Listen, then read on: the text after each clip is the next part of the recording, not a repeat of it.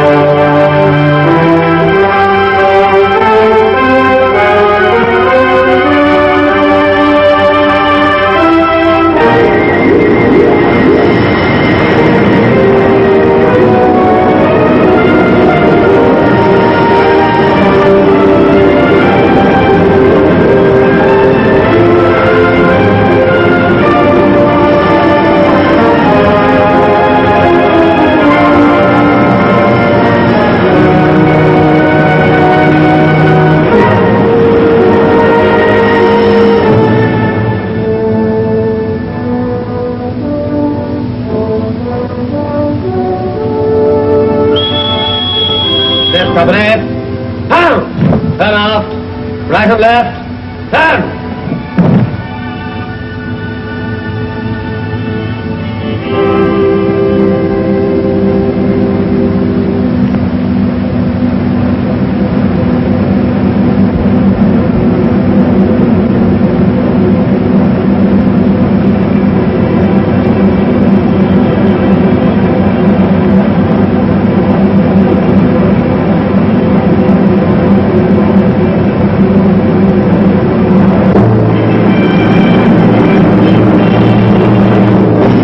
Open fire!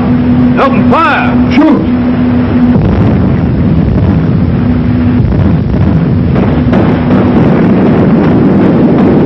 Look at the Huns, sir. They're jumping overboard in full marching order. Come, look at that. Come in. The water's lovely. Go on, look at them. Somebody must have blown a whistle. They're on. One over there.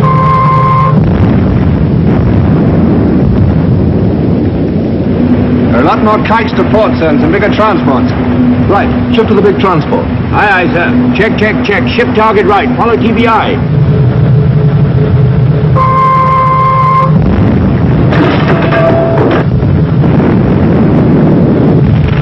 Can I fire torpedoes at the transport, sir? All right, Top. You can get your old molders off this time, but not more than 2 at any transport. Aye, aye, sir. Flags make to the division train tubes to port. Aye, aye. Ready, port. Main office, make Tommy port.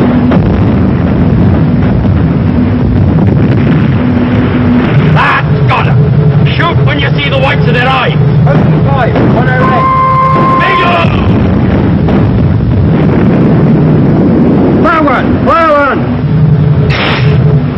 Fire two. Fire two. Torpedoes fired, sir. Our Bishop hit, sir, and one transport's blown up. There goes another. Big stuff. The rest of the division are doing well. Must be an enemy destroyer, sir. Right. Engage her. Aye, aye, sir. Check. Ship target left. Follow TBI.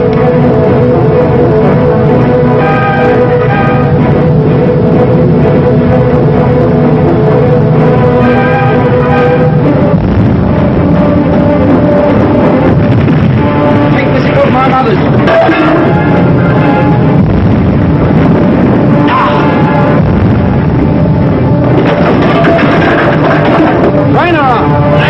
That gun ready. Right, gun ready! 040, 10 left.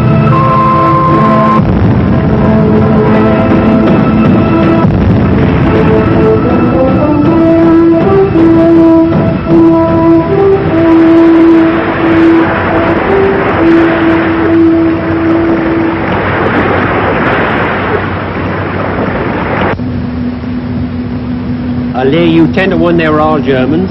Never get the macaronis to tackle a dangerous job like that, not for love nor money. Go on, the High Ties will do anything for money. Anything but fight. That's why they were so lousy in the last war. That's on account of their warm, languorous southern temperament.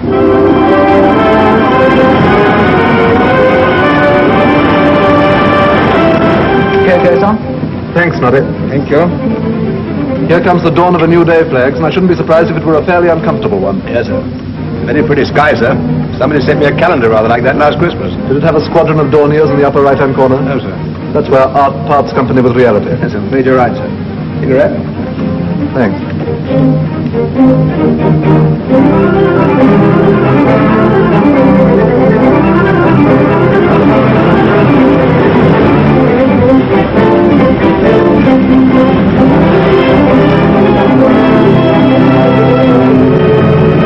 Aircraft inside astern, sir. Angle of sight 20. Looks like a couple of squadrons of Junkers 88s. Starboard 28. Aye, aye, sir. Starboard 28. One blast on the side. Aye, aye, sir.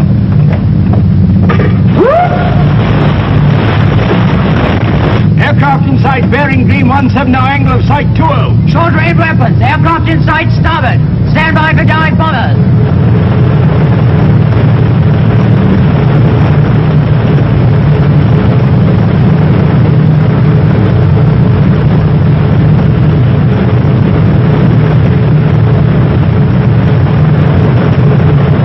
Open fire! Shoot!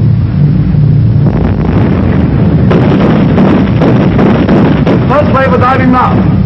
Out of port. On time 2 blast. Aye, aye, sir. All guns, sector independent.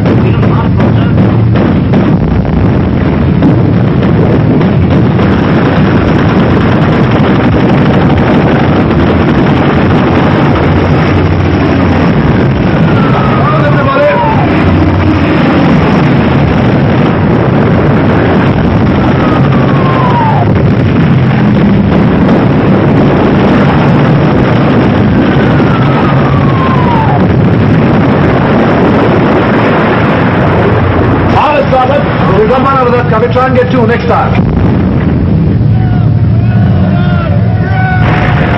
Hold on, ship to the next wave. Red 140. Midship! Short range weapons. Ship to the next wave. Bearing red 140.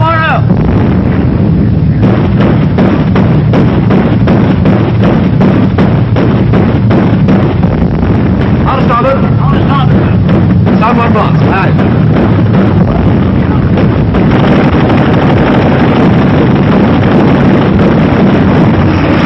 Bring that one.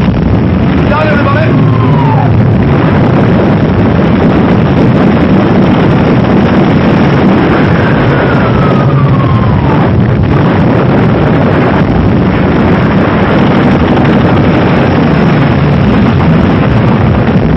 Midship.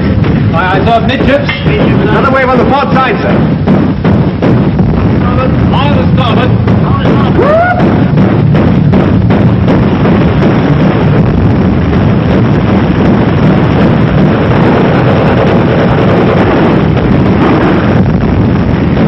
The leader of this wave is coming much lower, sir.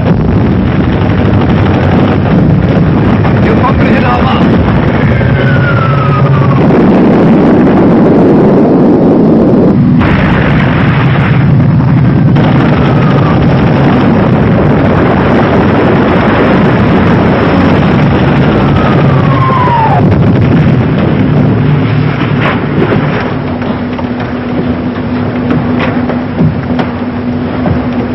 Well done. We've got him, but I'm afraid he's got us too. Midships. Midship, sir. Carry on firing. Here comes the next wave. All guns are still in action, sir.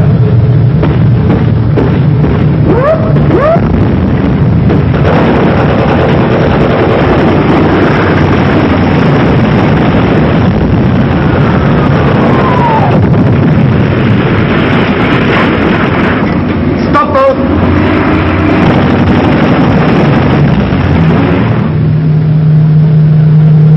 No answer from the engine room, sir. The telegraphs must be shot away. I'm afraid we're going over. Pass the word for the hands not at the guns to cast loose the guard floats.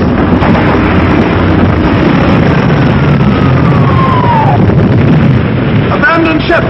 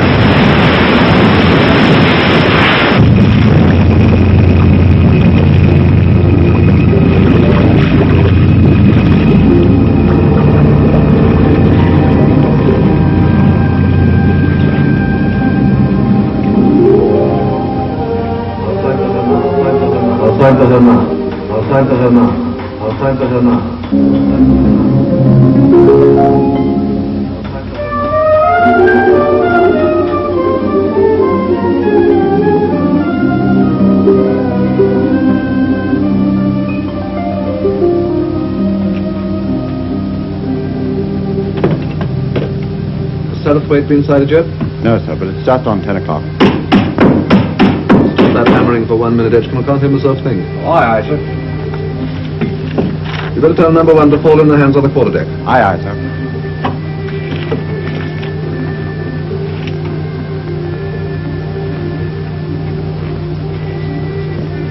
Shall we have it on the desk or the shelf, sir? Shelf for the moment. We'll have the usual one on the desk when you find it. Wedding dress, sir? Yes.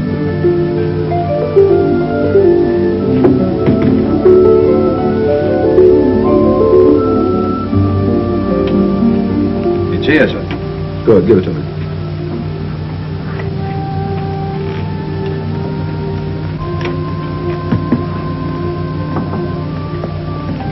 Mr. Satterthwaite's coming on board, sir. Is number 1 bringing him down? Yes, sir. Hands all up? Yes, sir. Good.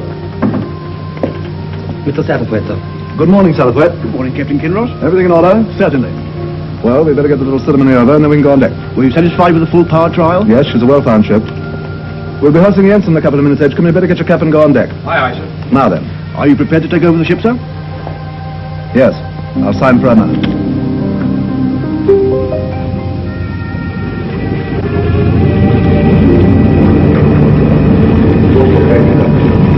Watch your head, sir. Watch your head, sir. Watch your head, sir.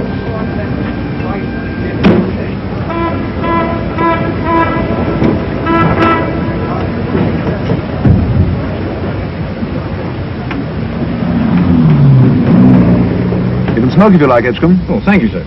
Will you have one, sir? No, thanks. Not at the moment. Heard from you, Mrs. Lately? Yes, sir. I had a letter last week. One of the usuals, full of complaints. Why, what's wrong? Well, mother was took bad again, so had to go to hospital. That old woman's always in trouble. If you ask me, I think she enjoys it. What's the matter with her? Well, last time it was her back, so this time it's her stomach. It seems she can't keep anything down. And if I know her, it's not for want of trying. I should think you'd be glad to be going to sea again. That's putting it mildly, sir.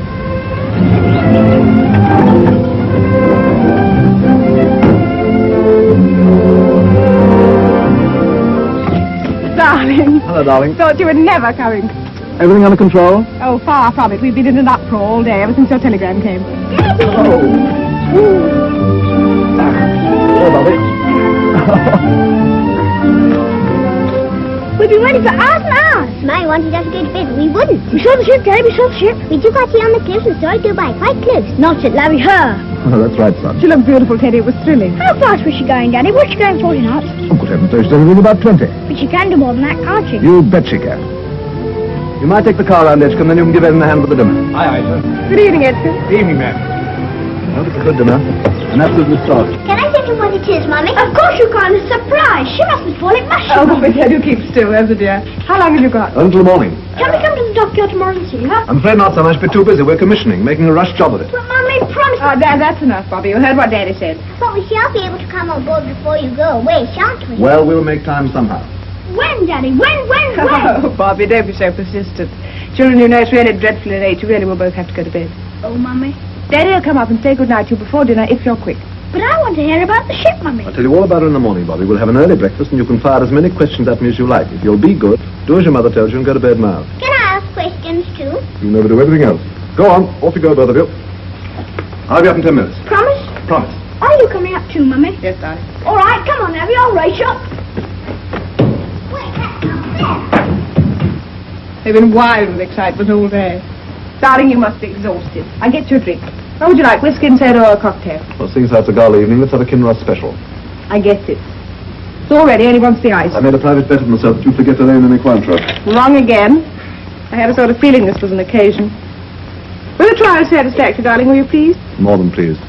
She's a lovely ship, beautiful manners, does what she's told without a murmur. Why are you making such a rush job of the commissioning? Oh, I don't know. I like getting things done quickly. That's the only reason. We're living in strange times, darling. It's as well to be prepared for anything. Yes, I suppose it is. Nothing to worry about. No, of course not. Here, try this. It may be a bit too sweet. My love. My love. Just right, not a bit too sweet. Miss me? Of course not. I never gave you a thought. I've been much too busy. That's right. What's the surprise for dinner? Grouse. Maureen sent us a brace from Scotland. Good for Maureen. There's a girl with a very fine perception. That's a bit high.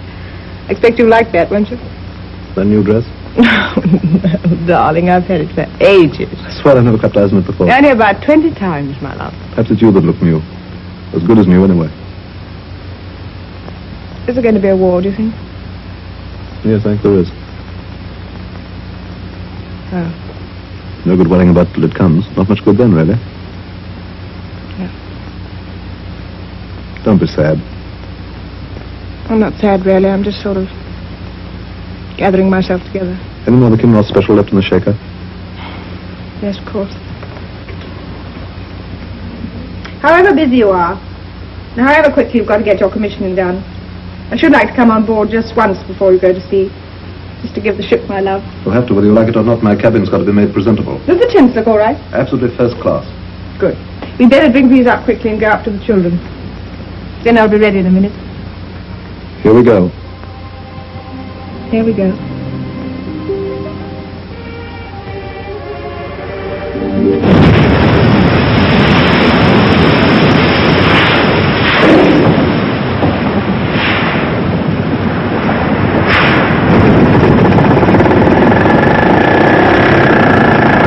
Swim to the float!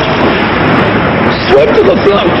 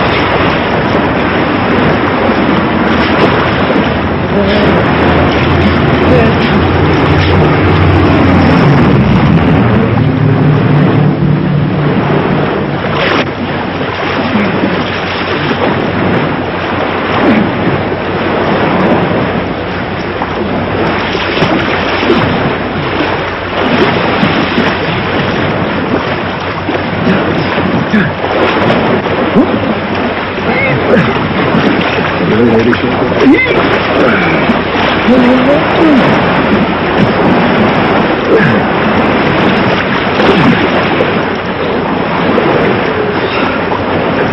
got some brandy in my gears.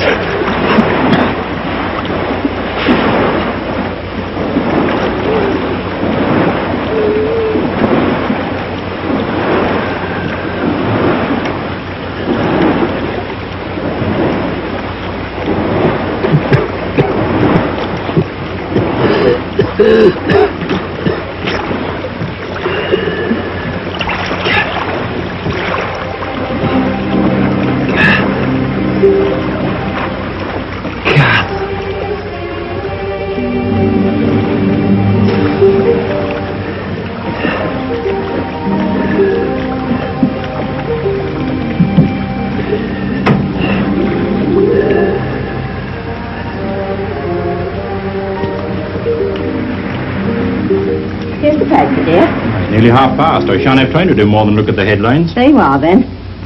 Don't look too good, does it? Oh, you can't believe anything they say. Look at all the fuss and fume we had last year. Everybody flying about in aeroplanes and making speeches. After all that, nothing happened. Nothing happened to us, dear, but a hell of a lot happened to other people. Do you really think we're going to have another war? Looks like it to me. Well, I'll believe it when I see it. If you ask me, you're going to see it quicker than you bargained for. I don't believe that Hitler'd be so silly. What would he expect to gain by having a war? World domination. That's what that little rat's after. You mark my word. Well, they haven't got enough to eat in Germany as it is. Mrs. Blackett's nephew, you know the one that travels in underwear, come back from Berlin 2 months ago. He said they was all half-starved. Well, I can't help what Mrs. Blackett's nephew says. I think we're for it. Well, if we have another war, I give up. See? After all we went through last time. All you went through. I like that. Well, you was too young and innocent to know anything about it. Don't talk so silly. You know perfectly well how old I am, and it's no use pretending you don't. Well, you'll always be young and innocent to me. Well, I indeed now. If you ask me, you've got a hangover from all that beer you put away last night. I must be going now. Is Mother coming down? I promised I'd call her. Wait a minute. Mother? Walter's just going. You better come down as you are. That will be nice.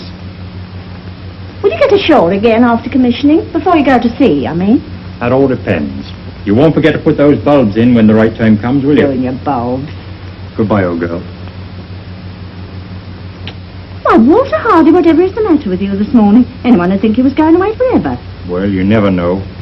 You ought to be ashamed of yourself saying such things. Take the pigeon mice and give them a piece of my mind. Here comes Mother. That spirit lamp of mine will be the death of me yet. What's the matter with it? It blew up again. Frightened the wits out of me. You will put in too much methylated. Anyway, I don't see what you want to go fussing about with spirit lamps in your bedroom for. You could easily pop down to the kitchen. Nobody'd notice you. I've made my own tea in my own bedroom all my life, and I don't see any reason to stop now. Yes, but that doesn't happen to be your own bedroom. It's my spare. And if you go on blowing things up in it every 5 minutes, it won't be fit to sleep in. Then stop it, you two. I gotta go now. A nice thing when my own daughter starts criticising me. Shut up, Mother. Say goodbye to Walter. That's what you came down for, isn't it? Will you get ashore again? All depends on Hitler. Well, who does he think he is, anyway? That's the spirit. Goodbye, Mother. Look after Kath for me, and don't you two go nagging each other from morning to night. Nagging? Oh, I like that, I must say. Come on, Kath. Goodbye, old girl. Goodbye, dear.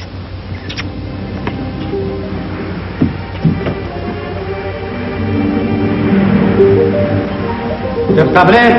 Huh?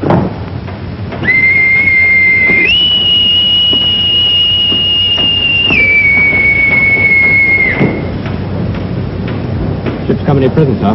Thanks, number one. Stand at ease. Aye, sir. Ship's company, stand at ease.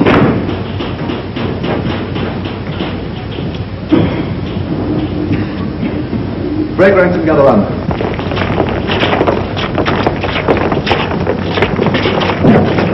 Can you hear me all right in the back? Yes. Good. You all know that it's the custom of the service for the captain to address the ship's company on commissioning day to give them its policy and tell them the ship's program. Now, my policy's easy. And if there are any here who have served with me before, they'll know what it is. Are there any old shipmates of mine here? Oh, glad to see you again, Reynolds. And Adams. And Blake. And Coombe. Who's that small fellow hiding behind Chief Stoker? Parkinson, sir. Parkinson, you were coxswain of the All-Comers whaler in the Valletta, weren't you? I was that, sir, when we won the All-Comers Cup in the 1936 regatta. And fell into the ditch when you got to the ship. Well, there are enough old shipmates to tell the others what my policy's always been. Reynolds, Adams, Blake, Coombe, Parkinson, what sort of a ship do I want the Torrin to be? A happy ship, sir. That's right. An efficient ship, sir. Correct. A happy and efficient ship. A very happy and a very efficient ship. Some of you might think I'm a bit ambitious wanting both, but in my experience you can't have one without the other. A ship can't be happy unless she's efficient, and she certainly won't be efficient unless she's happy. Now for our program.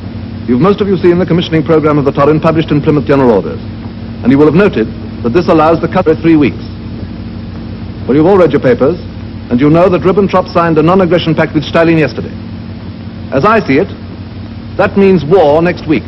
And so I will give you not 3 weeks, but exactly 3 days to get this ship ready to sail.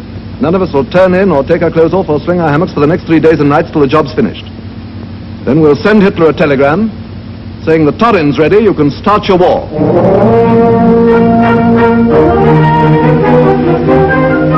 You 4 bring in the sugar, you 6 gas masks, you 4 nutty and canteen stores, and I'll join you and bring in the rum.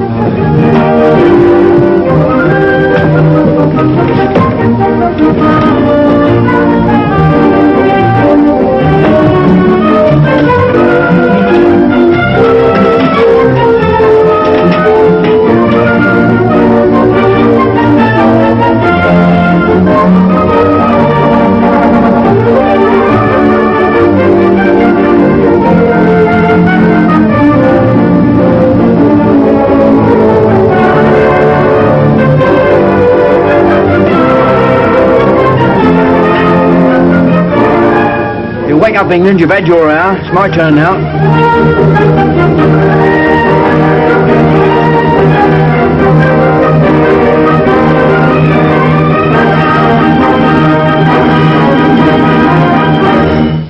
And here is an announcement. At 11:15, that is in about 2 minutes, the Prime Minister will broadcast to the nation. Please stand by.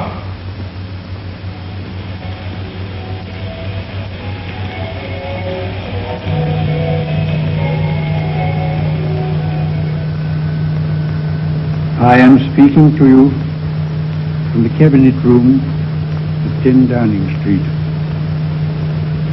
This morning, the British ambassador in Berlin handed the German government a final note stating that unless we heard from them by 11 o'clock, that they were prepared at once to withdraw their troops from Poland, a state of war would exist between us. I have to tell you now that no such undertaking has been received, and that consequently this country is at war with Germany.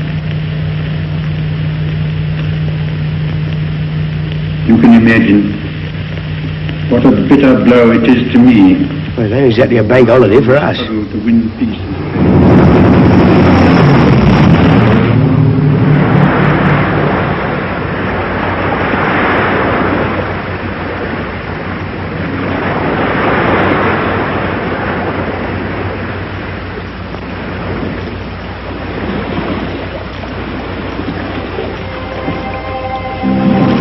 She's still afloat. Yes.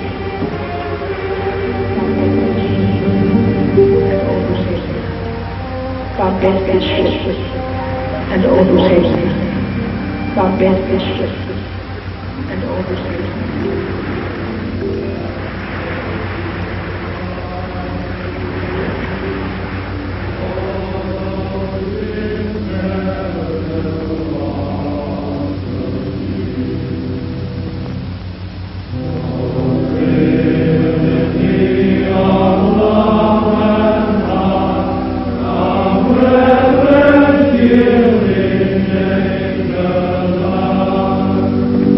From dark and endless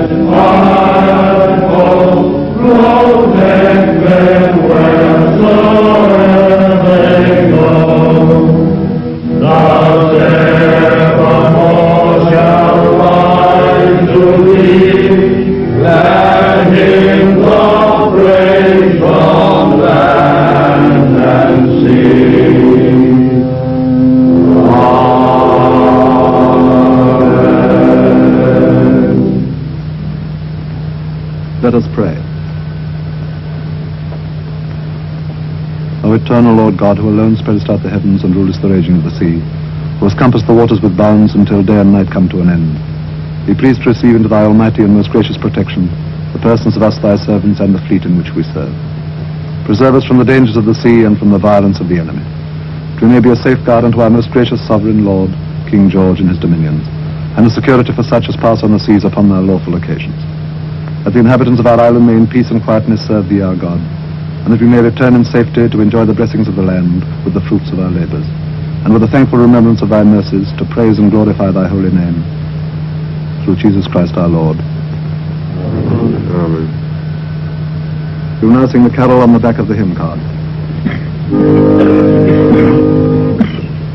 Good King Wenceslas looked out on the feast of Stephen, when the snow lay round about, deep and crisp and even. Brightly shone the moon that night, though the frost was cruel, when the poor man came in sight, gathering winter fuel.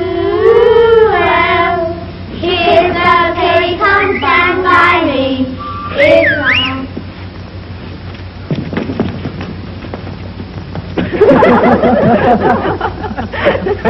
Them kids been at it all day. Beats me why their mothers let them do it. Oh, it's the Christmas spirit, Mum. I'll give them Christmas spirit, coming home with their feet sopping, getting colds and giving them to everybody else. Now then, Mother, this is the time for goodwill towards all men. Can't have you grumbling just if it was an ordinary day. Me grumble? Well, I like that, I must say. I remember in the last war spending Christmas in the Red Sea. We was coming home from Aden. Hot, you could have fried an egg on the deck. The Red Sea can be hot, all right. So can the Persian Gulf. Was out there 2 years ago in the Worcestershire.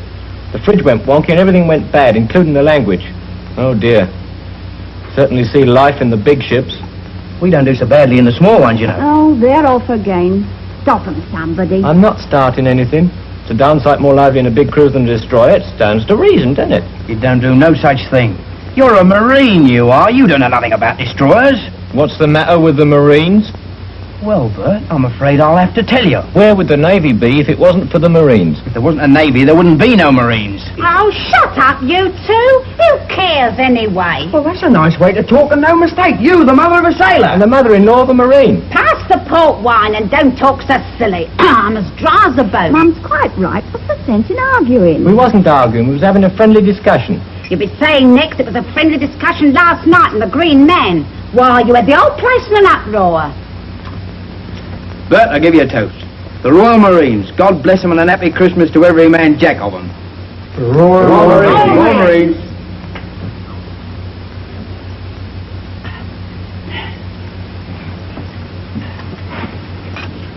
Thanks, Shorty, old man. I respond to your toast in a fitting manner. And on behalf of my corps, of which I'm justly proud, I give you all destroyers, and the Torrin in particular. May our shadow never grow less. It never will. Destroyers. I should like to take the opportunity of this festive occasion to drink the healths of one and all present, and to thank a kindly fate for so arranging that my ship should have to come home for boiler cleaning 2 days before Christmas. A bit of luck which I think any sailor will tell you is little short of a bloody miracle. Walter, can you? You know I don't like you using that word. Be that as it may, Kath, that's a highly expressive word.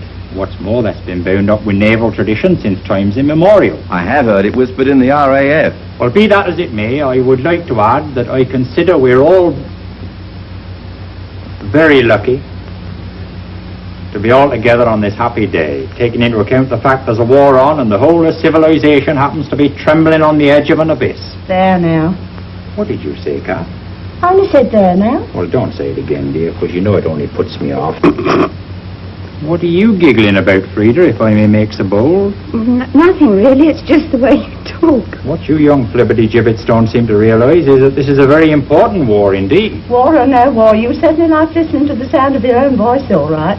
Let him get on with his speech, Kev. Try and stop him. I will treat these paltry interruptions with the contempt they deserve, and go on to propose the health of one who's very dear to me. She's a creature of many moods and fads and fancies. She is, to coin a phrase, very often uncertain and coy, hard to please. But I'm devoted to her with every fibre of my being, and I hereby swear to be true to her in word and deed, so help me God. Ladies and gentlemen, HMS Torrin. HMS Torrin. Ladies and gentlemen, the King.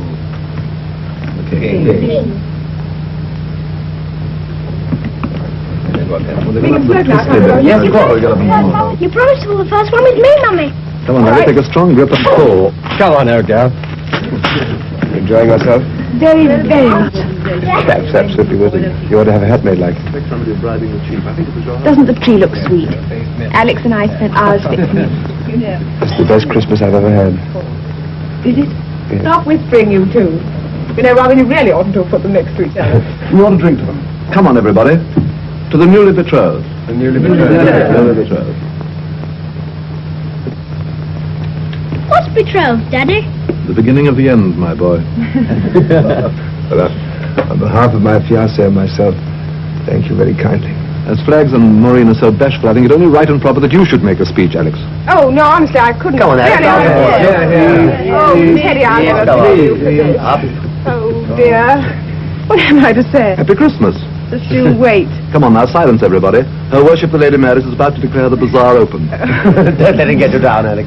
Ladies and gentlemen, I'll begin by taking my husband's advice. Hooray! And wishing you all a very happy Christmas. I'm sure Elizabeth and June will back me up when I say I'm going to deliver, on behalf of all wretched naval wives, a word of warning to Maureen, who's been unwise enough to decide to join our ranks. Dear Maureen, we all wish you every possible happiness. But I think it only fair to tell you in advance exactly what you're in for. Shame, shame. Speaking from bitter experience, I can only say that the wife of a sailor is most profoundly to be pitied. To begin with, her home life, what there is of it, has no stability whatever. She can never really settle down. She moves through a succession of other people's houses, flats, and furnished rooms. She finds herself having to grapple with domestic problems in Bermuda, Malta, or Weymouth. We will not deal with the question of pay. That is altogether too painful. What we will deal with is the most important disillusionment of all. And that is... Stop there, somebody. This is rank mutiny. And that is that wherever she goes, there is always in her life a permanent and undefeated rival, her husband's ship. Whether it be a battleship or a sloop, a submarine or a destroyer, it holds first place in his heart. It comes before wife, home, children, everything. Some of us try to fight this and get badly mauled in the process. Others, like myself, resign themselves to the inevitable. That is what you will have to do, my poor Maureen. That is what we all have to do if we want any peace of mind at all. Ladies and gentlemen, I give you my rival. It's extraordinary that anyone could be so fond and so proud of their most implacable enemy. This ship. God bless this ship and all who sail in her.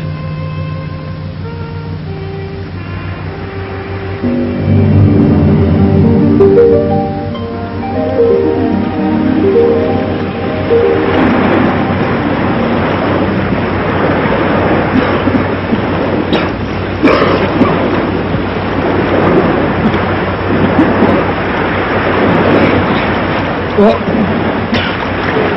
she did it stuff, sir. Best ship I ever served in, sir. That goes for me too, sir. Makes one feel sort of lost, doesn't it? Very happy and a very efficient ship, sir. Thank you.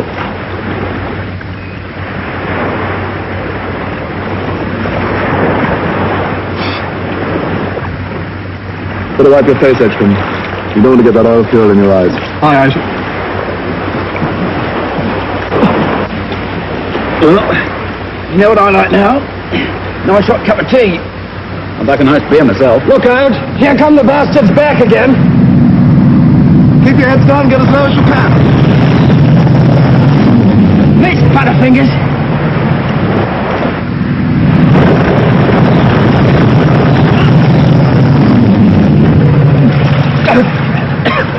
Wrong it. I spoke too soon.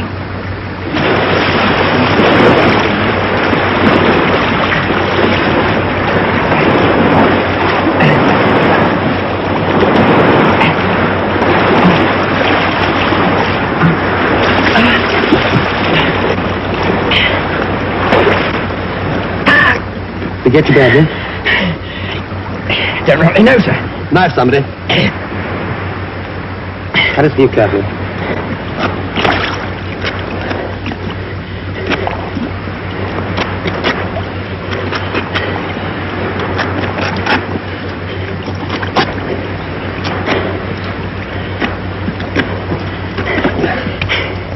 Hit a mother with a baby in her arms, you would. Oh, look, boys. Shot through the heart. I always did hate the sight of blood. He's a rag, somebody.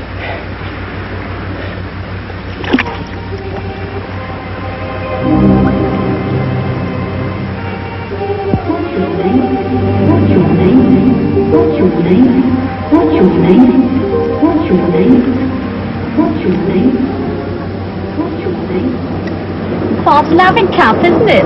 Never know your luck. I always say travel broadens the mind. Now then, Saucy, you keep your hands to yourself. Want a drop, dear? No, thanks. Come on, it won't hurt you. I'd rather not, thanks all the same. I don't like it. Oh, fancy that now. Looks so sorry, I'm sure. If she doesn't want it, she doesn't have to have it, does she? Who do you think you are, anyway, Father Flanagan? Here, play him, there's a dear. I didn't know he was in Sunday school. Some people don't know when they've had enough. What was that you said? You heard, you ain't got cloth ears. Here, miss, you change place with me. No, it's perfectly all right, really. Now, come, you'll be more comfortable in the corner. I'll be ever so much obliged, I'm sure, if you change places with me too. My mother always warned me never to sit next to sailors. Pity she didn't warn you about a few other things while she was about it. Shut up, arguing, pal. You'll have a fag. Life's too short.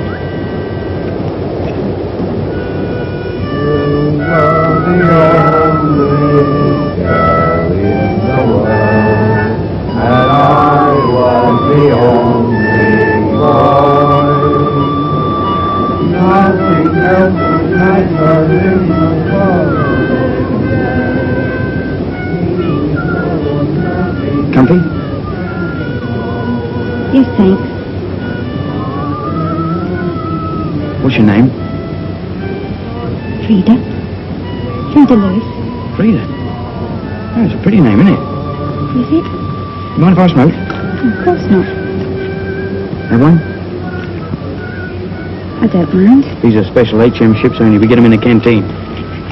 My uncle by marriage is in the Navy. He's on a destroyer.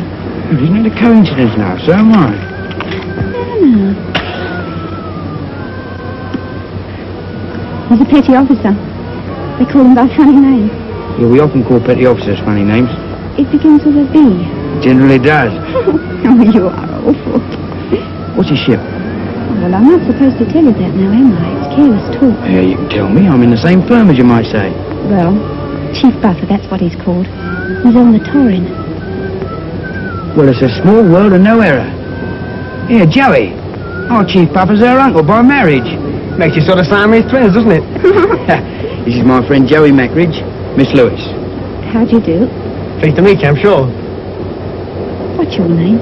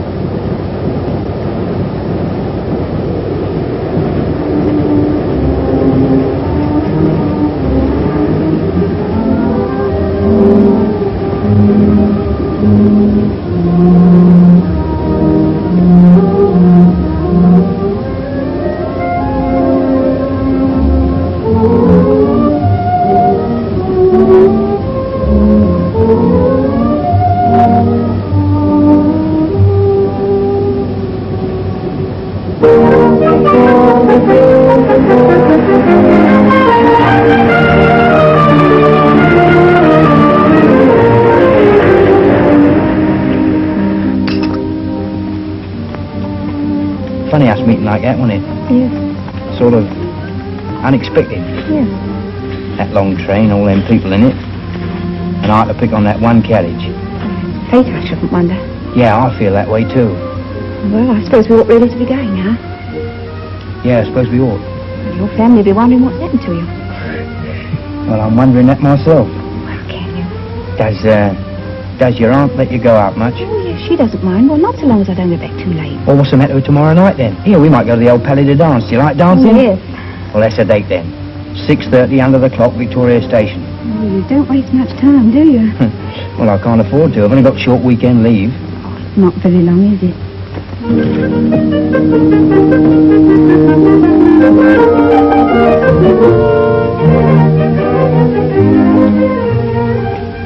Well, here we are. Come in and meet my mum and dad. Oh, no, not now. I'd really rather not. I've got to be getting along. And they wouldn't want a stranger butting in. Hey, you're not a stranger. Not anymore. Ah, but to them I would be. Give me that bag, there's a dear. Not until you say it's okay about tomorrow night. Oh, you are awful. 6:30 under the clock, Victoria Station. All right. Cross your heart, hope to die. I cross my heart and hope to die. So long, Frida. So long, Shorty.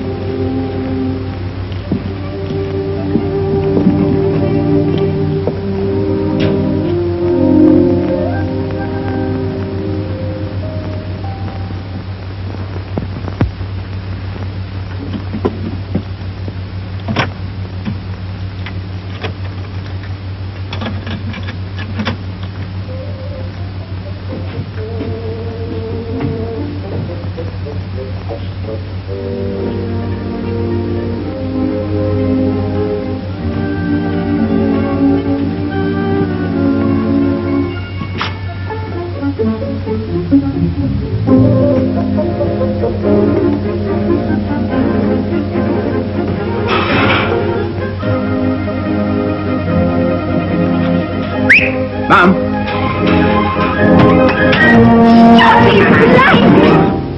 Oh! You ought to be ashamed of yourself and no mistake. Your telegram only arrived half an hour ago. Never said what time you was coming nor nothing. Well, I'm here okay, aren't I? Sound in wind and limb, you can't grumble. Oh, you bed boy, you! May! Doesn't he look well? How's the war going, son? See any submarines? Hundreds. Sunk 14 last week and a couple of cruisers thrown in. Oh, now he's living, isn't he? In the last war, I was in a convoy once. Put a sock in it, Fred. We've had quite enough about all what you did in the last war. Dad, Yes, old man? where'd you first meet Mum? Why, whatever made you think of asking that? We was in a train coming back from Herne Bay. Well, it's a small world and no error. Mum, can I leave my bridge out while Shorty's home? It was fate, wasn't it? You drink your tea up, me lad, and don't talk so soft. They're coming over again. Get down, keep your heads low.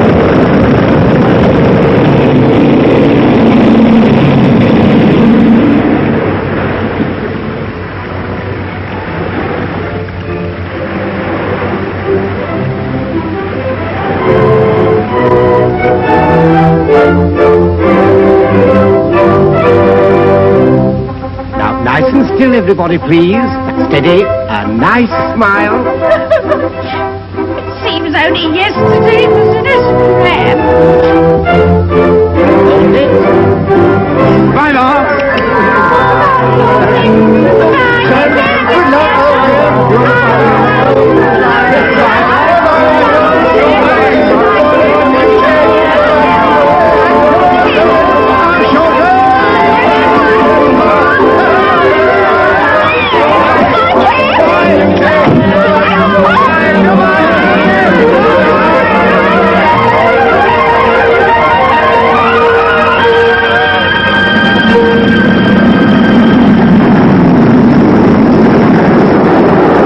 Here's your little lot.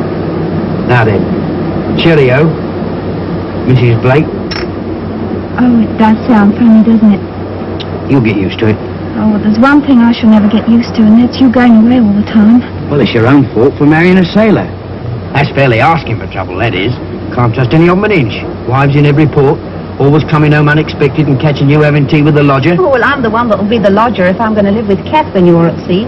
Ah, then for a whole week yet. Think of it. 7 whole days of glorious life. You'll like being with Kath, won't you? Of course I shall.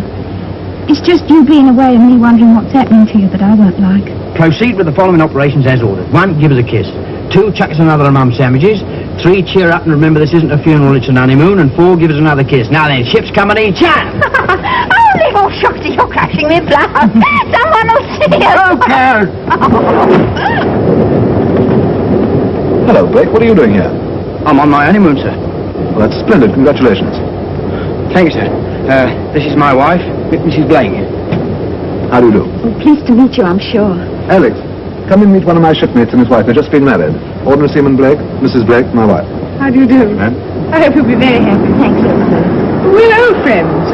You practically saved my life when I came on board the other day. My foot slipped on the gangway and I nearly as anything fell overboard. Do you remember? Yes. Are you going to live in Plymouth? Yes, that is, when he goes to sea again. Chief Petty Officer Hardy is her uncle by marriage, sir, so she's going to live at their place for the duration, as you might say. But we're spending the next few days in Torquay. Very nice, too. Just you begin as you intend to go on, Miss Blake. Keep him in order.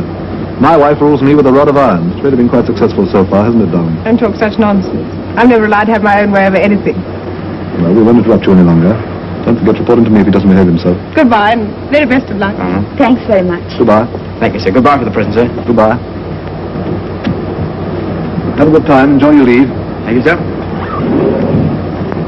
Coincidence about them going to Torquay for their honeymoon, wasn't it? Yes, I thought about that at the time, but I didn't want to go on about it. That first quarrel we had, do you remember? When you went stamping off to listen to the band all by yourself and came back in tears half an hour later. That was only because they were playing the Blue Danube. You know, that always makes me feel sort of pent up and emotional. That wasn't why you were in tears, and it's no use you pretending it was. If I was in tears at all, which I hardly deny, it was probably because that was the very first time I discovered what a horrible, disagreeable character you had. Still, it was a good honeymoon, as honeymoons go. Went awfully quickly.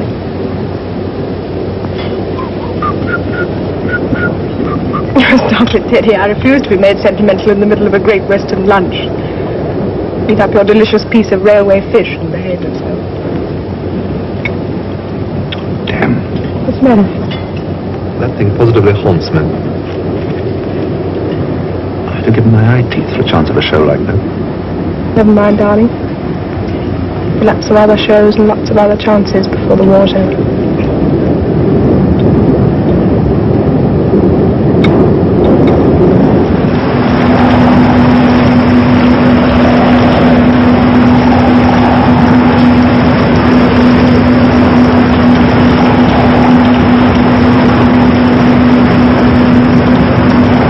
Some damn poet at some time or other wrote a very appealing little piece about the tiny feet of the rain. There's a man I'd like to meet. I'd kill him. Well, I'm going down to the wardrobe. Keep a stiff upper lip, old boy. 5 on 6, 2 on 3, and 10, just what the doctor ordered. Doctor hasn't ordered a damn thing apart from a few doses of Cascara and 1 splint since the ship commissioned it. That, I may say, is what's getting the doctor down. Years of expensive medical training resulting in complete atrophy. The doctor wishes he was dead. Someone give the doctor a drink. Mitchell, glass of port for the doctor. Yes, sir. There, just the girl I wanted. You do have the damnedest luck. Skill, old boy, sheer undiluted skill, the usual triumph of mind over matter. It's a stinking awful night. Oh, hello, number 1. Mitchell, a gin for the first lieutenant. Thanks, Doc. Sea's getting up and I've got the middle watch. Hey, stop. You should put the 10 on the 9. I never noticed that damn thing. Here's peace, peace, perfect peace with loved ones far away.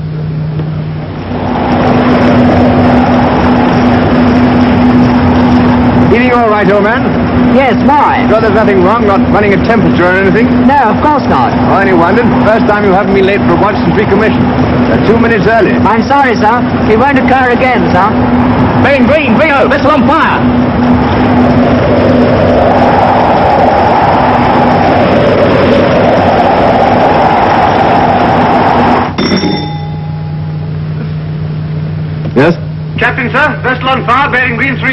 Press the alarm rattlers.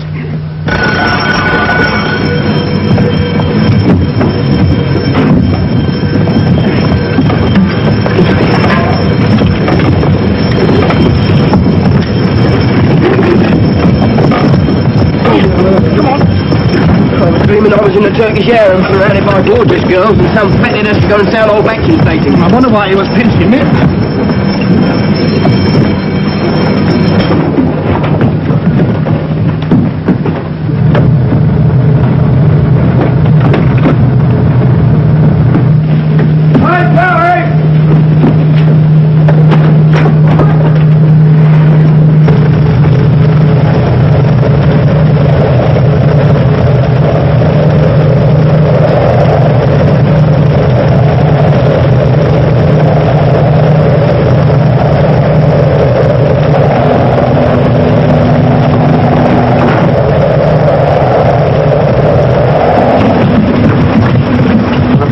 TS when phone's up and cleared away.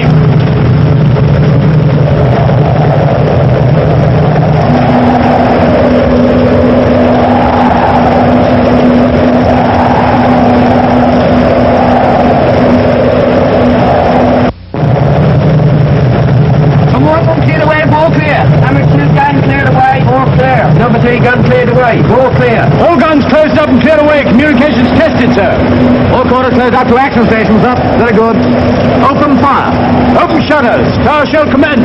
Open shutters. Tower shell commence, commence, commence. Well done, guns. We beat them to it.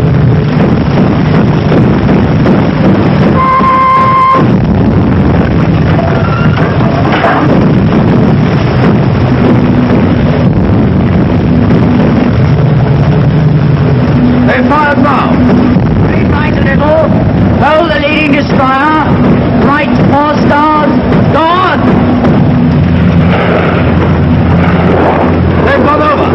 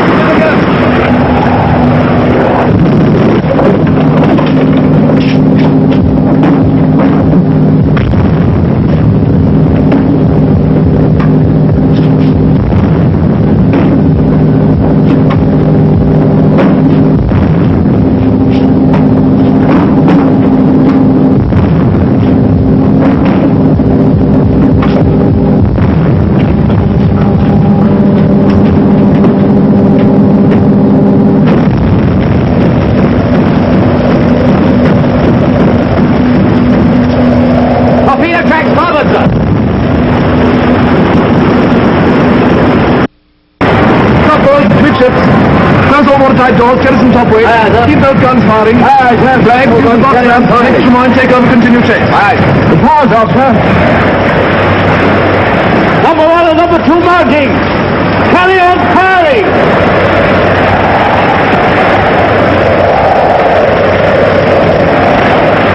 Number 1 and number 2 marking. Carry on firing.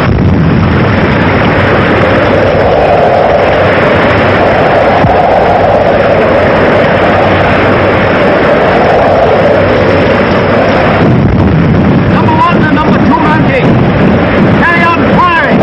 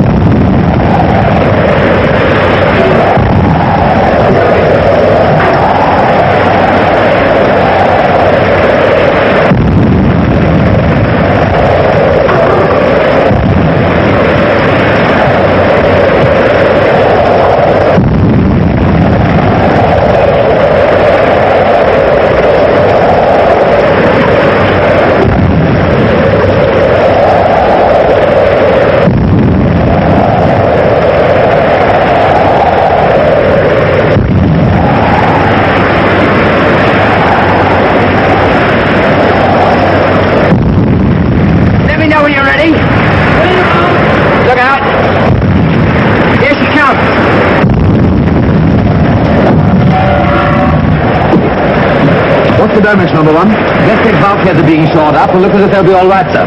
But there's a good deal of damage aft. Looks as if we'll be a nice sitting target when it gets light.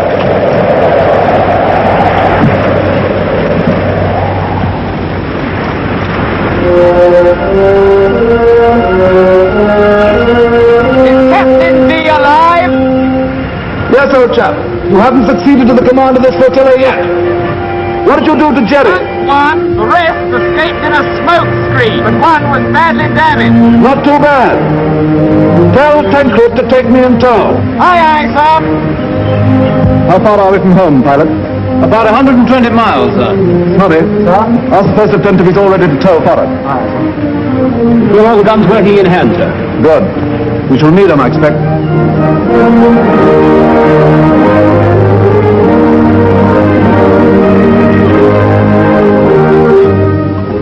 Well, Blake? Samuel? How are you feeling? Fine, sir, thank you. Got concussed a bit, didn't you? Yes, sir, I think I did, sir.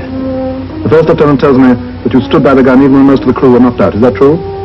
Well, sir, somebody had to do it, sir. You did damn well. I'm very proud of you. Thank you, sir. I want to see my captain. All right, old man. I'm here. Don't try to talk. Just rest.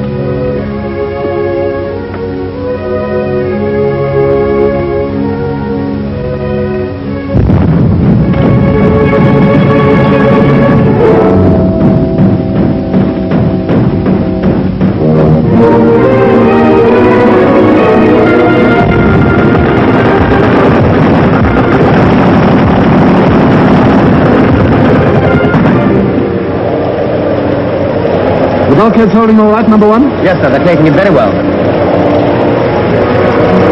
How far have we made good the last 2 days, pilot? We're about halfway there, sir.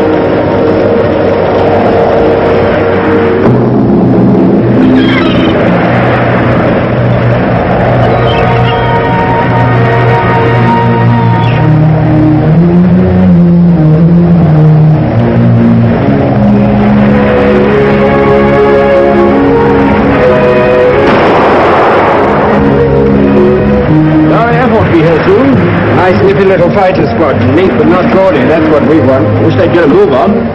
Time, old boy. I'd sick of wallowing out here like a sitting duck. It gives me the jitters.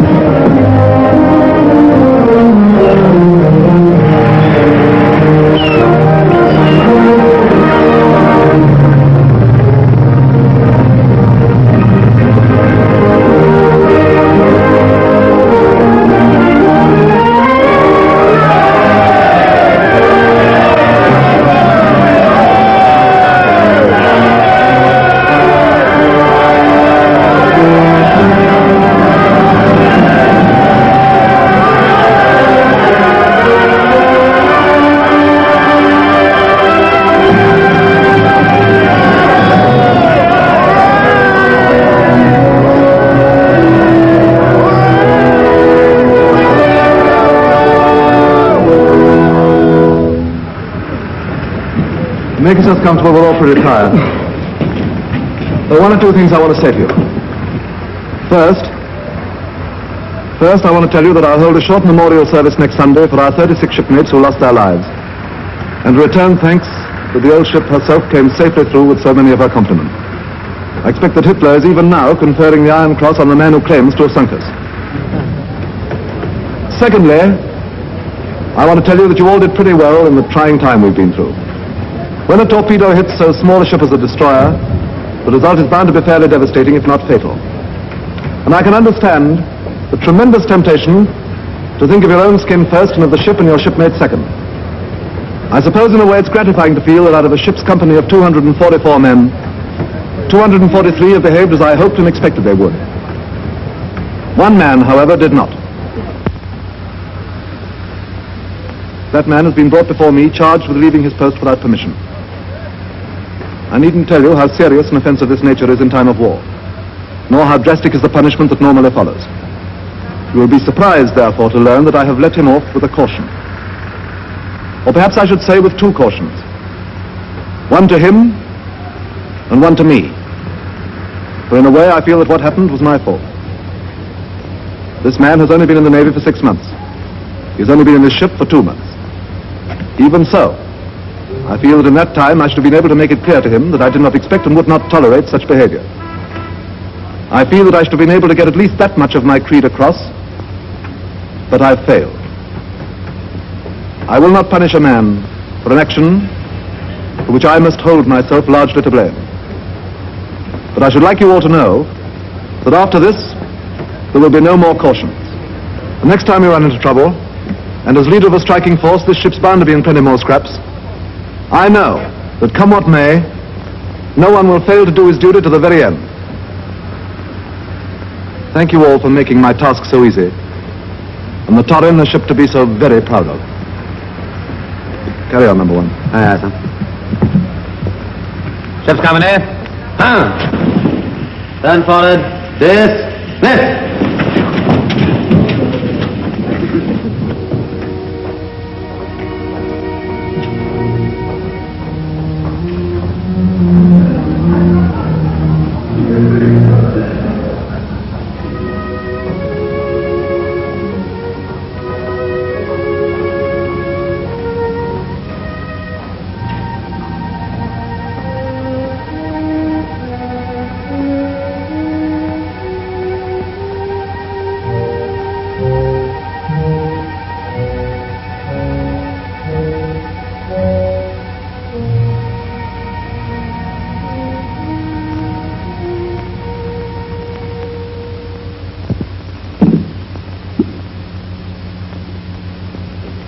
Okay, I've got to close up now. It's no use your staying on any longer.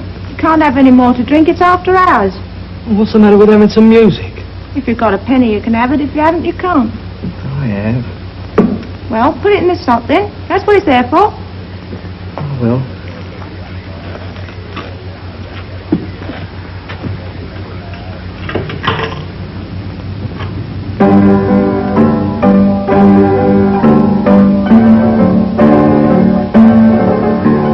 Will you be requiring anything more before we close? Look here, miss. Judging by all I've had tonight, I ought to be drunk, see? I want to be drunk. I want to be drunk more than I've ever wanted anything in my whole life. Who says sailors don't care?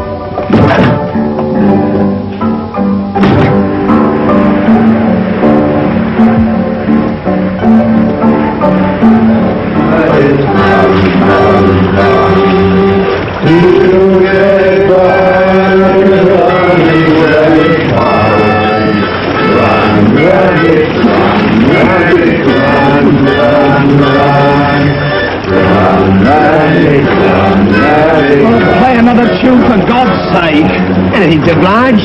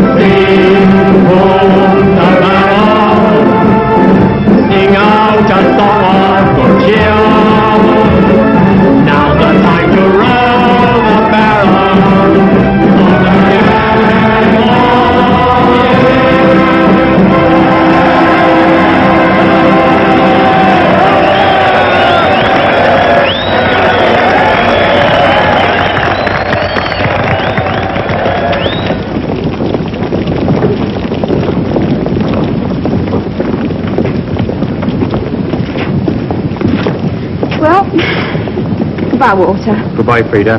Don't go overexerting yourself now. Cheer, Cat. Be good. Go on, Frida. Go on up to the gate with him. I'll wait here.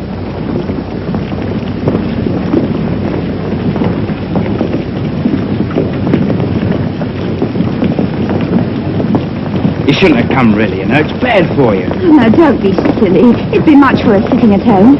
Besides, we've had extra out there together. It doesn't seem so bad this time, somehow. Perhaps I'm getting used to it. Come on, give us a kiss, Nobby. No sense hanging about. All right.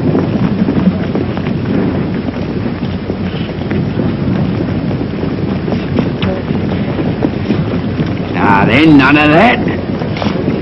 Go on, be a good boy. Don't get your feet wet.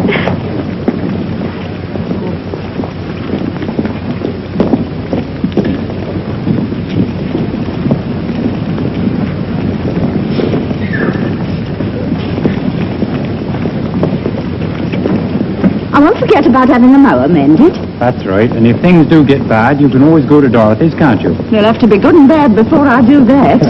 All right, obstinate. Cheerio. Cheerio.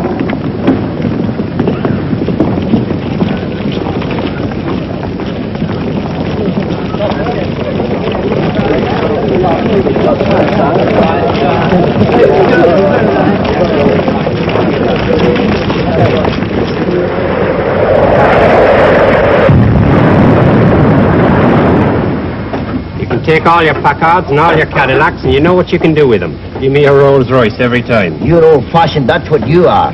Time marches on, you know. What are the king of? A Daimler. I suppose you think that's old-fashioned, too. Well, so it is compared to a snappy 1940 Packard. You couldn't have the king whizzing along the streets in a flash roadster, could you? Who said anything about roadsters? I said before, and I'll say it again. There isn't nothing on land or sea to touch a good old conservative British make. Give me a Daimler every time. You wanted a Rolls Royce just now. You can't have both, you know. Looks like profiteering. Now look here, old man. Oh, give it a rest, will you? I will. How do you spell paupers? P-O-R-P-O-U-S, I suppose. Why? I was trying to explain to my missus we've been escorting a convoy of them.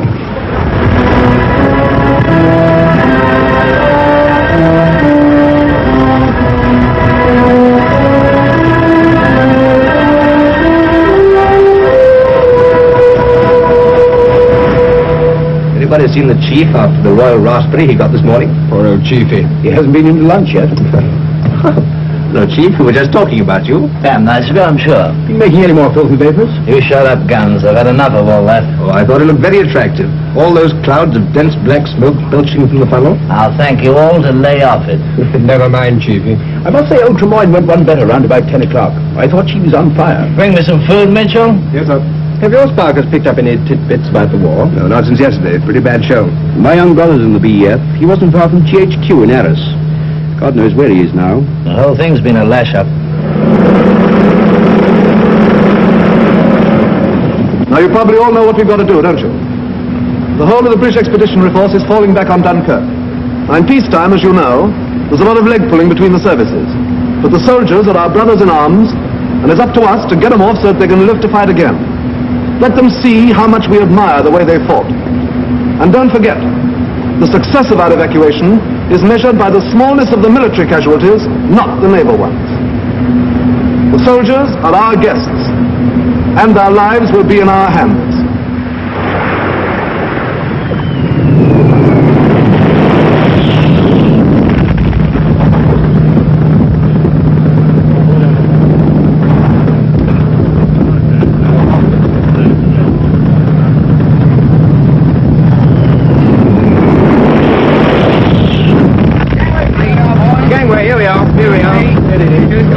Mind your backs. Here, Pop. Wet and warm. Don't examine it too closely. Hold on, Charlie. Hold on. Here, mate. Try dipping the biscuit in the cocoa. You can't hurt the cocoa and you can save the tea. Here, champ. The champagne will be along in a minute. That'll be hot too. Come on, Joey. Up this way. Mind your backs, please. The woman's work is never done. Here, mate. Coming up. Here. Don't you want none? Can't hold it, son. My hair's gone wonky. Half, mate. Here, Joey. Get us a couple of them biscuits. Yeah, here.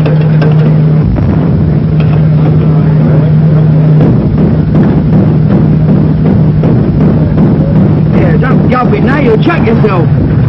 Thanks, son.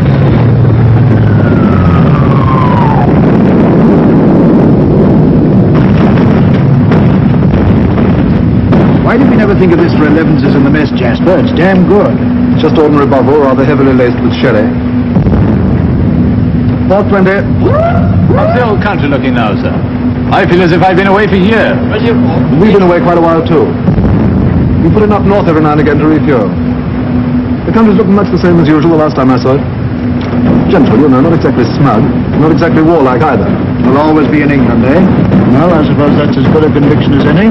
Good deal better than most, if I may say so, sir. Good deal better than most, if I may say so.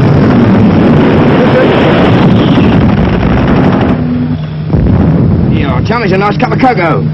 Want the biscuit? Go and leave it, he might fancy it later. I never thought I'd be so glad to see a cup of cocoa. That's right, shall I have another go? Come on. Come on, Jim, it's better with your boots off. Oh, what a swallow. You're lovely. Have some more.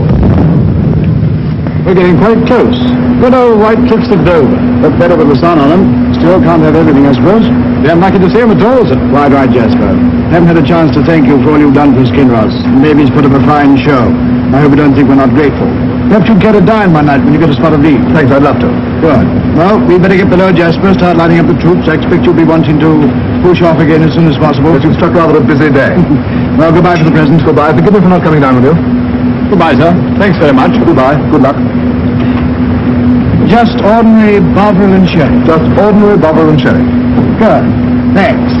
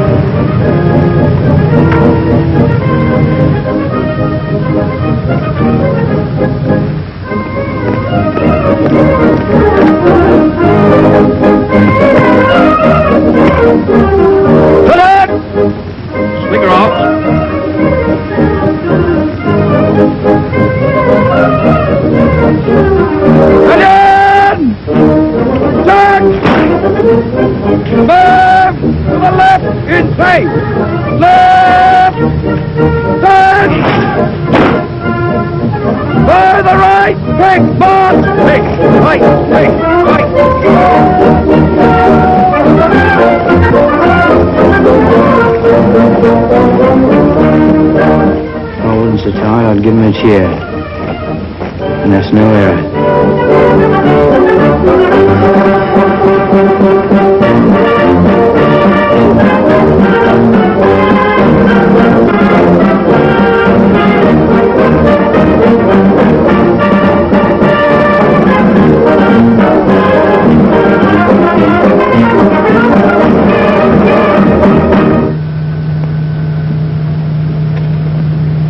Ready to slip, number one? Let it go off. Pull on your spring forward. Slow ahead, starboard, pilot.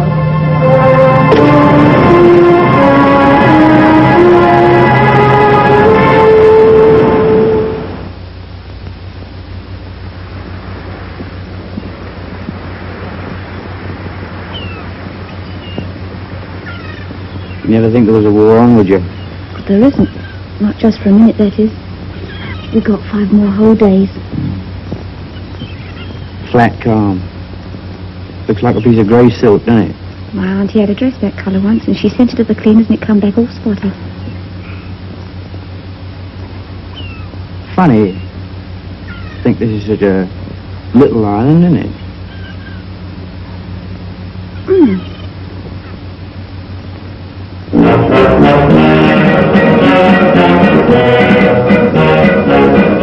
He's got France now, and France is only 20 miles from England.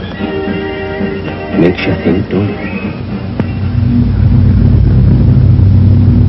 Mummy, Trafalgar won't eat sausage rolls. That's probably because you've spoiled him, said it. Look, Bobby, that one diving the hurricane. No, it isn't. That's Lemmy 109. Like the one they brought down last Tuesday. Bobby, don't speak with your mouth full.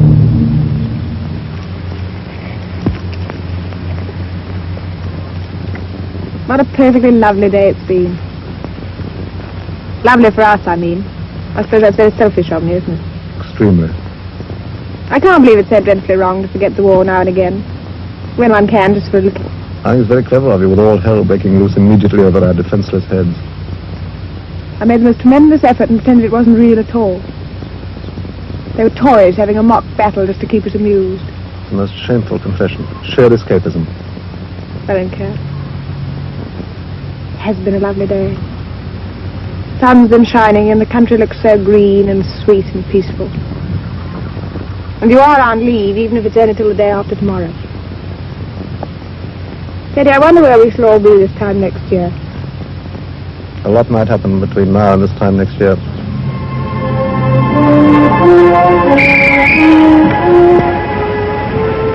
Take care of yourself, my darling. It was a good honeymoon while it lasted.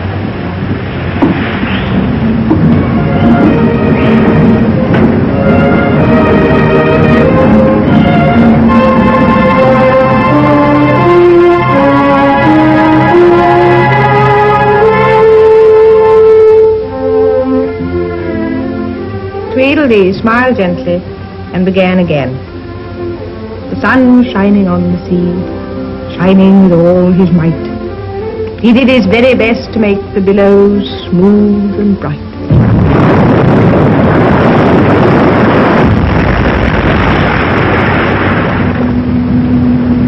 This cocoa gets thicker and thicker every night. It's warm anyhow, sir. Lines the stomach, as you might say. Well, it's practically porridge. There goes another lot, sir. Looks as if poor old Plymouth's going to get it again. Well, I will say one thing for that bit of fish. There may not have been much of it, but what there was tasty. It's that Mr. Morgan. He always favours us. It's Peter that gets round him. The moment we got in the shop this morning, up he'd come with a chair as if we was wrong. Oh, he's all right if only he wasn't quite so nosy. How are you feeling, dear? Fine, thank you. That letter from Shorty must have cheered you up. Oh, I wish he was home. And I wish that ship would get a bit damaged. Not so that anyone was hurt, mind you, but... Well, just so as he could get a little bit of leave. Never mind, dear. Men must work and women must weep. That's what I always say.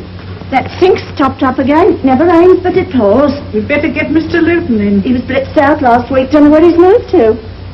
Anyone see my scissors? Yes, I've got them. Here they are. Thanks, dear. Oh, dear, they are again. A bit later than they were last night.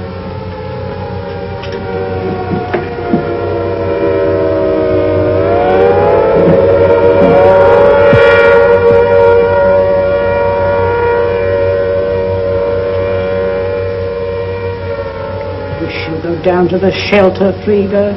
Oh, please don't start all that again, Auntie. You know I hate being shut up down there. It makes me feel sick. I'd much rather stay up here. I would, really.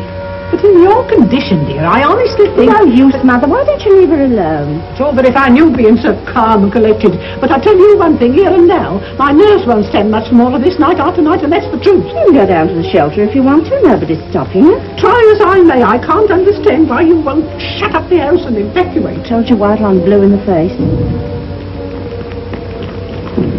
When you could go away somewhere quiet. Seems just plain silly to sit here and ask for You could go away. Where, I should like to know? Well, Dorothy for a start. She's got a spare room. Thank you for nothing. I've slept in it. It may be a bit poky, but it's safe. Now, once and for all, Mother, will you do me a favour and shut up about this? I've told you how I feel, and that's that. This is Walter's home, see? And he expects to find me in it when he comes back on leave. What do you suppose he'd think if he turned up unexpected one day and found the house locked up and me hiding somewhere in the country? Might only have a few hours. That'd be a nice thing, wouldn't it? Well, you could let him know where we were, couldn't you? Oh, it's we now, is it? I thought there was a catch in it. Kathleen Hardy. How can you say such a thing to your own mother?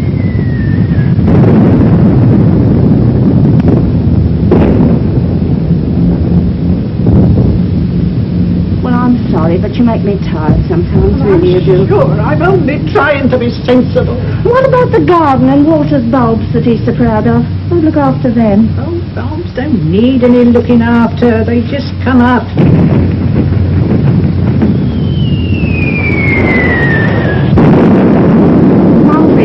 Under the stairs you go. Your chair's all ready for you. Oh, I'm all right here, Kath. I am really. Never mind about that. Just do as you're told. There's a good girl. We leave the door open like we did before, so you won't feel lonely.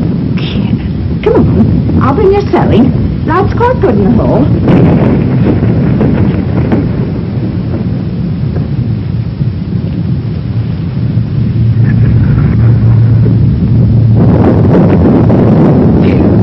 That sounds like a landmine. No, just an ordinary HE. Landmines make more of a rumble.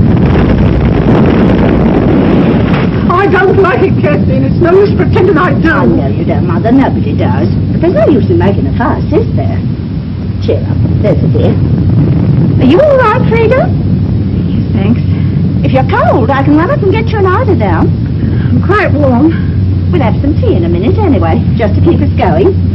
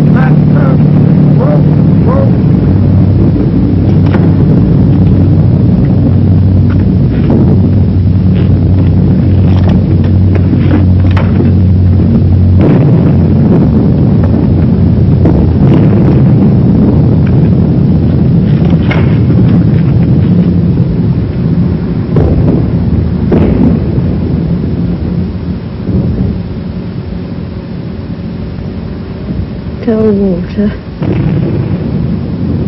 Tell him I didn't want to leave the house.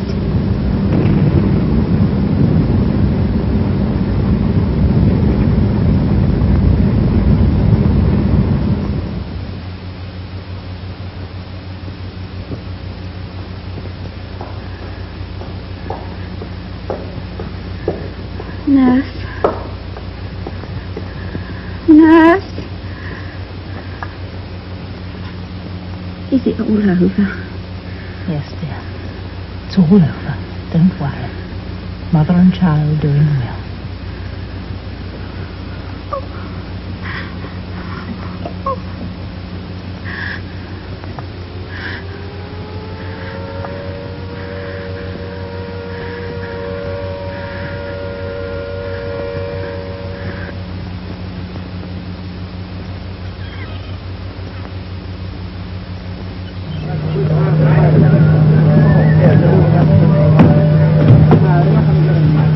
This is the fourth time in 3 months we put into this dead and alive hole. Don't worry, Cop will be off again tonight, I shouldn't wonder. I know. There's no need to rub it in, but I'm chock-a-block with this place. Where could you go if you could get ashore? Look at it. Nothing, sheep and seagulls. Not even a tree. What do you expect in the north of Scotland? A blinking casino? There must be one bottle of beer somewhere in Scotland. Just one wonderful bottle of beer. Well, here comes Posty, anyway. Edgecombe, Blake, yeah, there, Shorty. All right. Stick it on the table, will you? My hands are wet. I expect it's a bill for my finder. Buckridge. Only one. That's right. From my young sister. After months of mucking about in the North Ruddy Sea, all I get's a letter from my young sister. Shut up grumbling for a bit, can't you? Cheer up, it may be bad news. Oh dear, more trouble. What's up? Some fathead left the lid off the coal hole. My old woman fell down it. Joey! Joey! He's come! The baby's come. It weighs 7 pounds. It's a boy. Here, listen what she says. It was born in the middle of a blitz.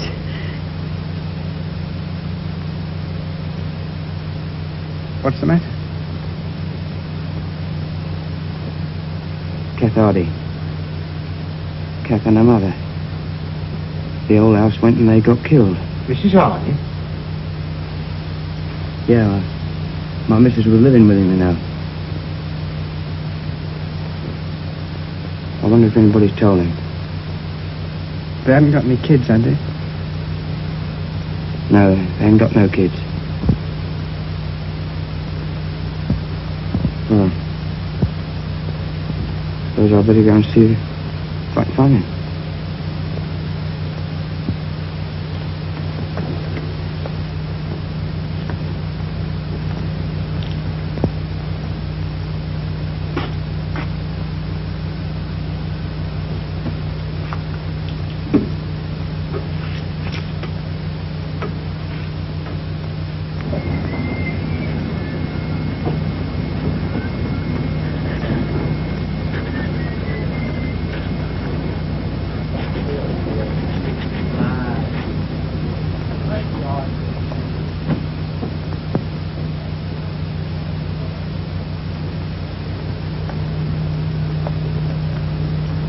Hello, Shorty.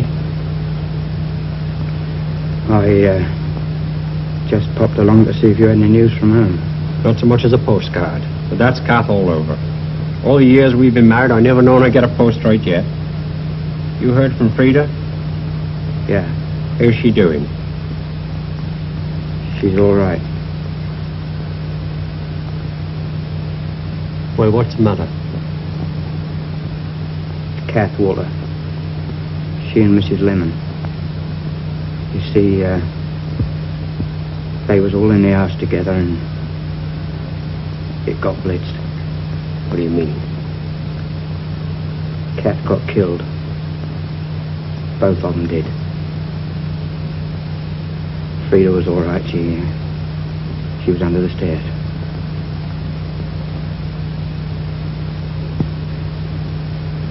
Oh, I see. So, I thought I'd better come along and tell you. Thanks, son. I'm much obliged. I'm much obliged.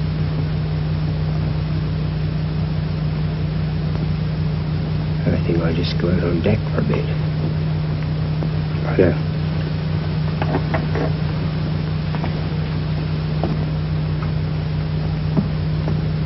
I'm glad Frida's all right. Yeah, she's fine. We got a son. I'm glad. Congratulations.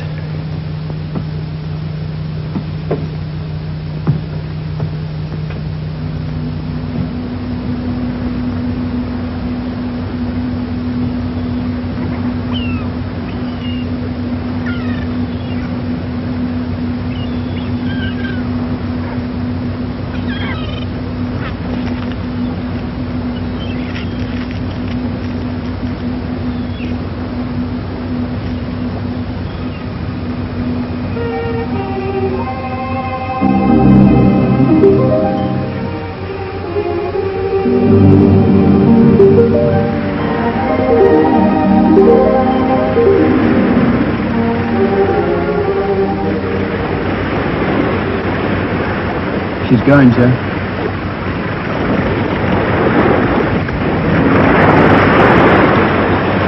Three cheers for the ship. Hip, hip, hooray! Hip, hip, hooray! Hip, hip. Look out, they're coming again.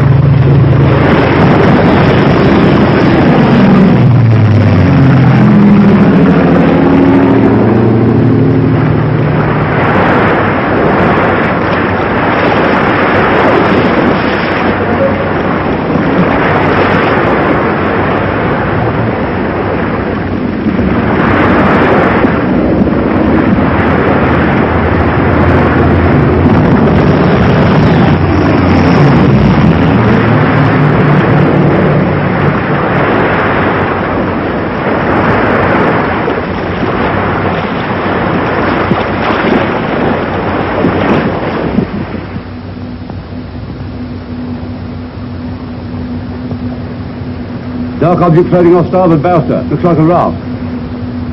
You're right, Yeoman. Stand by to pick up survivors. Aye, sir.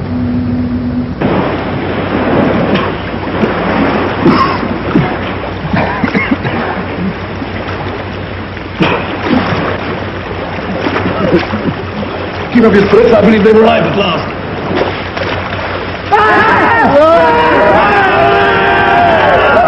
What are the old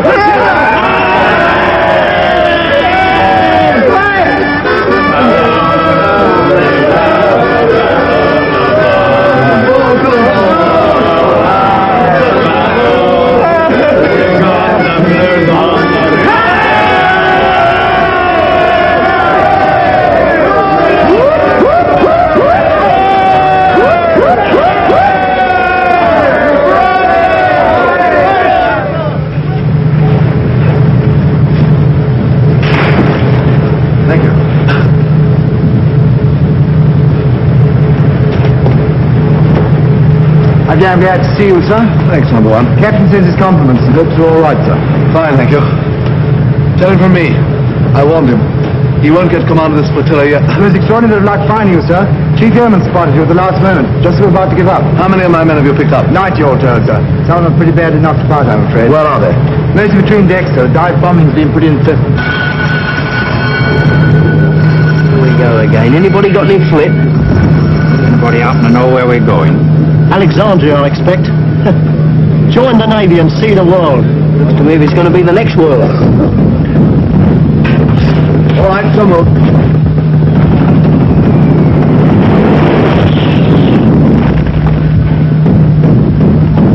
Glad you're okay, sir. Thanks, sir. Well, we're getting a bit worried about you, sir. Nothing like a good swim before breakfast. That's right, sir. That's it, stop.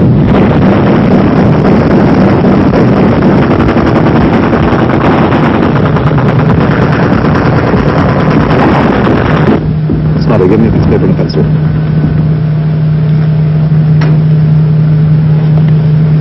Up.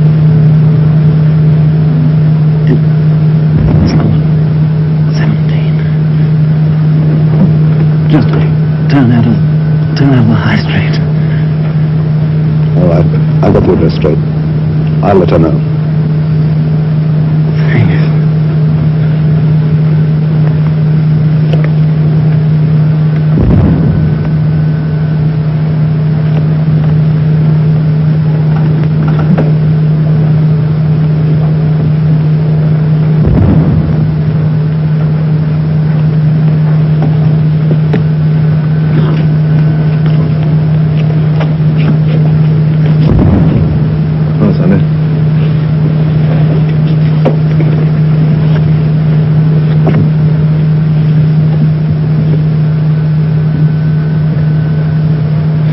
Louder, son. I can't quite hear.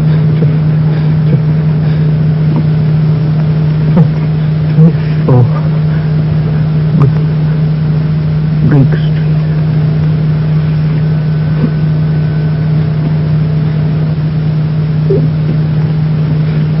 All right, don't worry. I'll write and tell them they can be proud of you.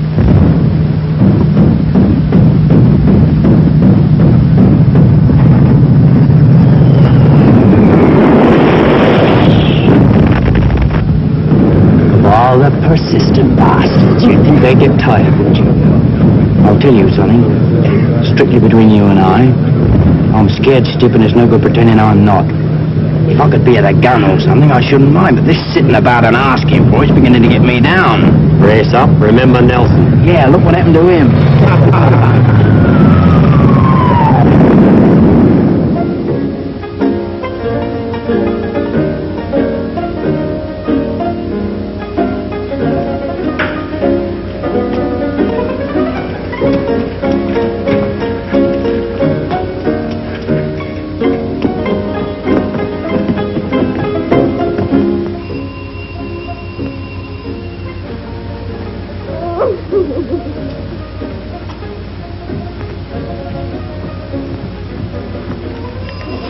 Oh, all right.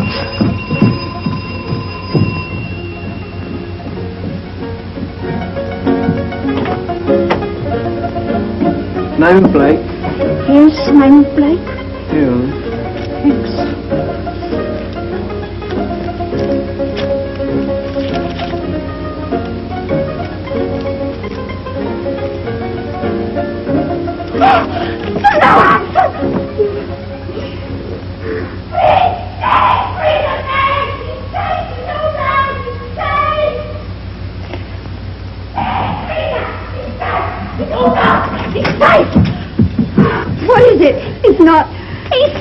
from him. He sent a telegram. It's from him himself. He's all right. My boy's all right. But the ship went down, didn't it? It said so in the papers. Look.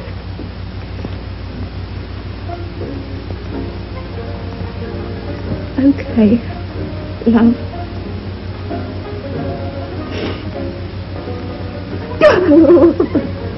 There, dear. There isn't nothing to cry about no more. Shall I wait for an answer? Oh, just a minute, I'll see. Can we go down to the village after tea, Mommy? I want to go on my bicycle. I want to go on my bicycle too. You can't. You've got a flat tire. But I'm going to pump it up again. The girl's waiting for an answer, Mum.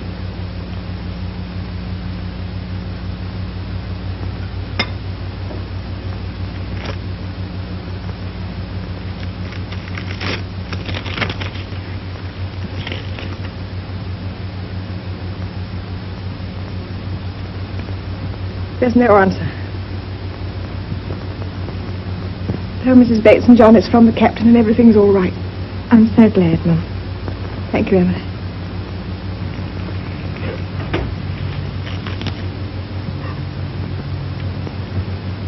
Darling, it's from Daddy. He was picked up and taken to Alexandria. He's quite safe. Oh, Mommy!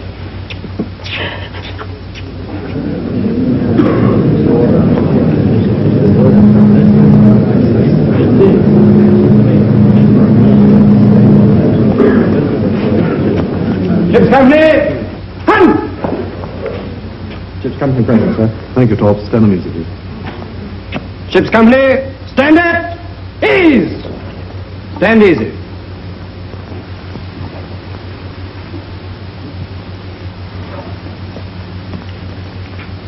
Come a little closer.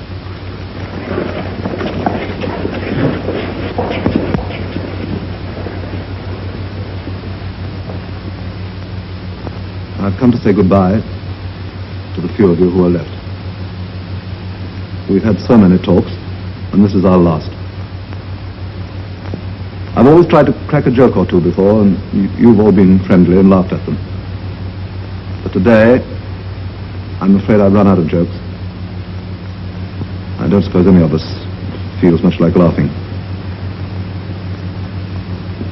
The Torrin has been in one scrap after another, but even when we had men killed, the majority survived and brought the old ship back. Now she lies in 1,500 fathoms, and with her, more than half our shipmates. If they had to die, what a grand way to go.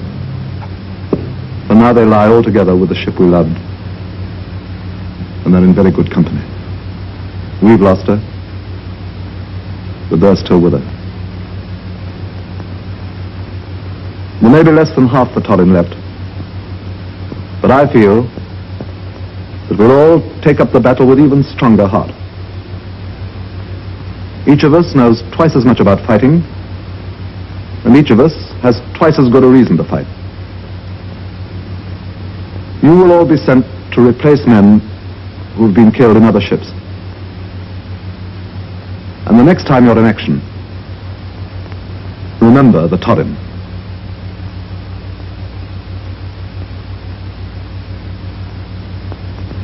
I should like to add that there isn't one of you that I wouldn't be proud and honored to serve with again. Goodbye. Good luck. And thank you all from the bottom of my heart.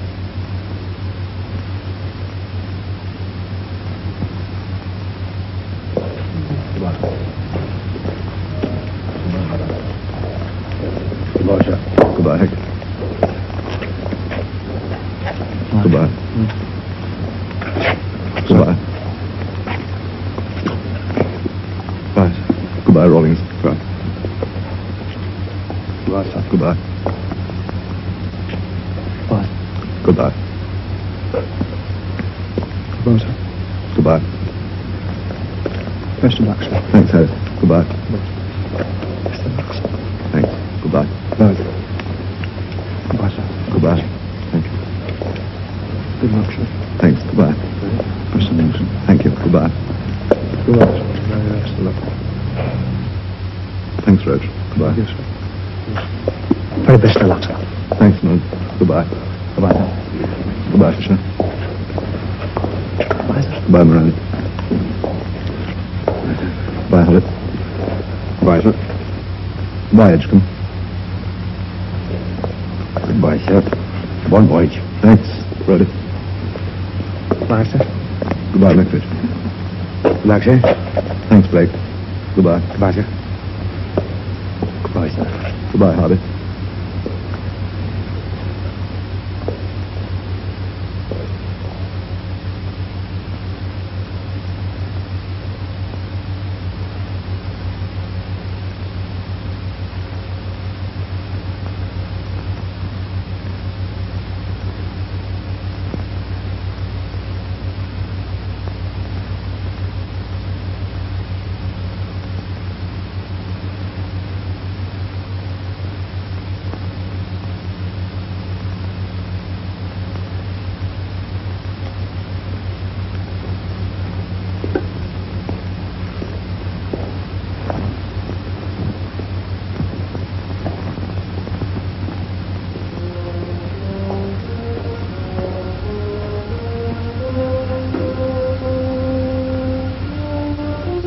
Here ends the story of a ship, but there will always be other ships, for we are an island race. Through all our centuries, the sea has ruled our destiny. There will always be other ships and men to sail in them. It is these men, in peace or war, to whom we owe so much. Above all victories, beyond all loss, in spite of changing values in a changing world, they give to us, their countrymen, eternal and indomitable pride.